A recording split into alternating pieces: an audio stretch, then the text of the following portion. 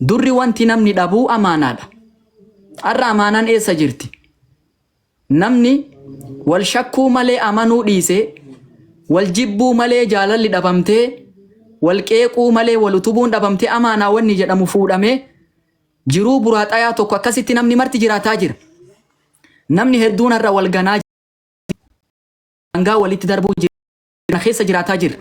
Garuu Rasuulli keenya sallallahu alaihi wasallam Makkaan keessatti amaanaa eegaa turan. Hattan Qureesh amaanaa isa bira kaayyatan. Muhammad Amiin, Muhammadi amanama bira kaayyatanii gaafa Rasuulli Makka keessa ari'amu, gaafa Rasuulli Makka keessa ba'u, Ali bin Abi Xaalib firaasha ofiirra rafisee, yaa Ali, ebelu amaanaa akkasiin irraa qaba, bakkaan naa gahi.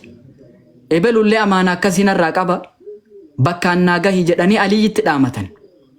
Inni amaanaa jaraa eegee, jarri immoo gantummaa itti dalaganii biyyarraa ari'an. Namni akka nabii keenya amaanaa eeguun jiru, salawaatu rabbii wa salaamu alayhi. Amaanaa nutti dhaammatan. Yurwaa lanaa an qissatin cajiibaa, seenaa ajaa'ibaa tokko jira. Anna ahada al-aghniyaa, abbaa qabeenyaa tokkotu nama hiyyeessa tokko qaxarfate jedhan. Liyahdima haa'ixan lahu,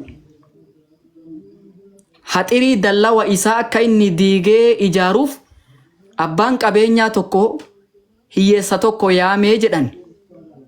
Hiyyeessi kun hojii kana hojjatuudhaaf dallawa kana osoo diiguu lafa osoo qotu diinaara maallaqa wahii ka hidhamtee lafa jirtu lafa qotee keessaa baase. Abbaa qabeenyaa isa dalagsiifatuuf bakka kana isa dhaabe itti fidee maallaqa akkasii lafa keessaa baase. Yoo tee taate fudhu, yoo teen ta'in naa dhiisi jedheen. Yeroo kana abbaan qabeenyaa kun tiyyaa jedheen. Tiyyaa naa kennii jedheen. Yeroo kana hiyyeessi waa dalagu kuni maallaqni kun kee ta'uu, gatii maallaqa kanaa meeqa akka ta'e natti himi jedhee gaafate. Maallaqni kiyyaa diinaara 200. Gadaan sun gadaa baankiin hin jirre, gadaa namni boolla qotee waa awwaalu, diinaara 200 jennaa. Yoo inni hidhaa san hiikee lakkaa'u, aguma inni jedhe sani maallaqa sana akkuma inni jirutti deebisee fi jedhan. Khulaasatul qawl, matagala dubbii seenaa kanarraa, osoo anaaf si taate rizqii rabbinaa hire jennee silaa kiisa keewwannee ittiin gallee ufii soorree ilmoo teennas silaa akkas mudanna nuti. Garuu namni kun osoo waan kana ufii liqimsin hin nyaatin amaanaa tana bakka namtichi isa dalagsiifate kanatti dhufe, yoo tee taate jedhetti fide. Gaafa maallaqni kun kanama kanaa taates osoo naa kenni, agoo takka waan silaa irraa si argemee naa kenni osoo hin jedhiniin hunda fuudhee deebiseef jaan. Kanaaf Rasuulli sallallahu alaihi wasallam maal jaan? Wa'adduu idha atumintum nuun jedhan.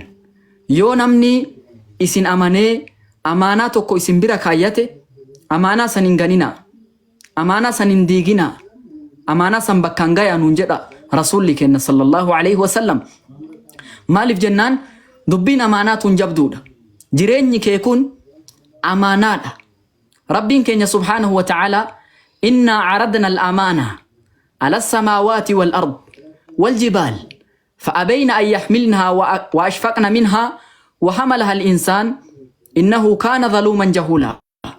Amaanaa kana samirra finnee, dachirra finnee, gaara ardii tana sakaalee akka xirib.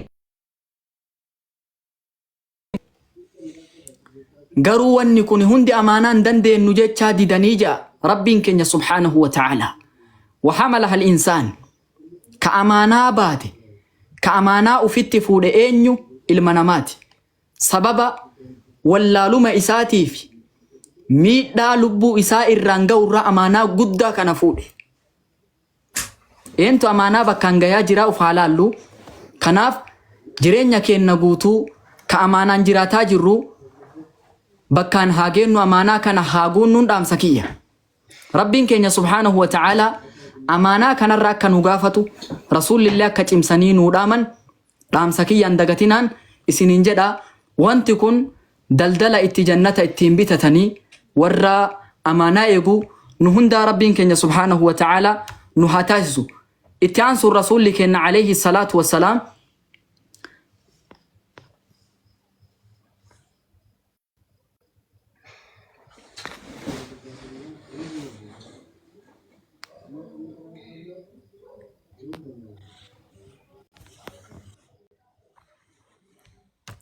رسول كنا عليه الصلاة والسلام كان ننجدن واحفظوا فروجكم قام كيسان تيفدا قام كيسان كسالا حرام الراتي فدا ننجان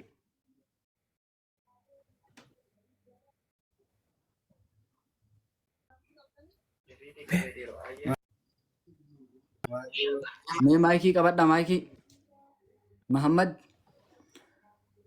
واحفظوا فروجكم ننجا الرسول كنا صلى الله عليه وسلم قام كيسن كسالا حرام الراتي فدا ننجدن نمني مؤمنة قد أفلح المؤمنون مؤمنتون رقمت ملكاء كرب جديل كاو والذين هم لفروجهم حافظون warra qaama isaanii kasaalaa tiifatan badii sagaggaalummaa badii hamtuu hammeenya silaa lubbuun namatti kaatee karaa maleetti nama deemsisurraa warra tiifatan mu'mintootatti lakkaa'e.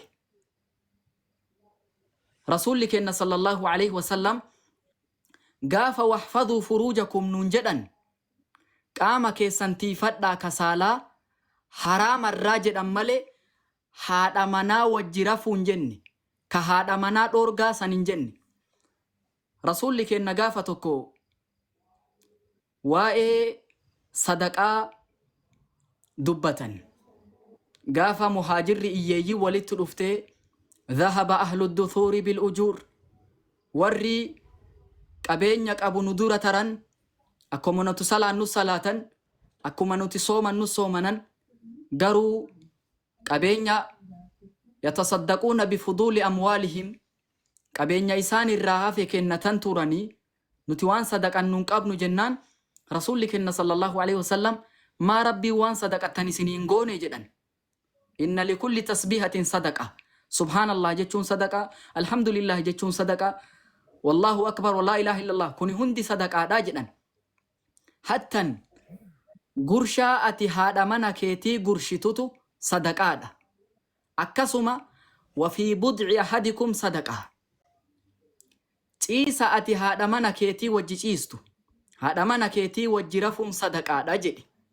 Yeroo kana sahaaban dubbiin ajaa'ibe yaa rasuulallah nuti haadha manaa keenna wajji rafuu akkamitti itti mindeeffamna galata argannaa jennaan rasuulli dubbii tokko fakkeenyan ka'an mee waa isinii hima osoo namtichi qaama isaa haraama keessa kaa'e badiin isatti hin dhaqqabu jennaan ni dhaqqaba jedhan. Akkuma sayyoo inni haadha manaa isaa ta halaala wajji ciise rabbiin itti mindeessa jedhan. Akkuma namni badii sagaggaalummaa badii hammeenya san dalagu itti qabamuuf taa'u fuula rabbiititti gaafatamuuf taa'u namni haadha mana isaa wajji ciisu ta halaalaa wajji ciisu itti mindeeffama jedha rasuulli keenya sallallahu alayhi wasallam. Illa ala azwaajihim aw maa malakat aymaanuhum waan harki isaanii mallakte tokki haadha warra isaanii waan hin ta'in qaama biroo takki ta halaala isaa hin ta'initti gaafa deeme namtichi sun itti dilaawaan hun jedha rabbiin keenya subhaanahu wa ta'ala. Akkasuma wagudduu absaarakum ija teessan gadi qabadhaa. Waan nama ajaa'ibu ija gadi qabadhaa rasuulli jedhu kana sila akkana mataa gadi buusaa deemnamoo hiikni isaa maali? Ija qaqqabadhaa jechuun maal jechuu?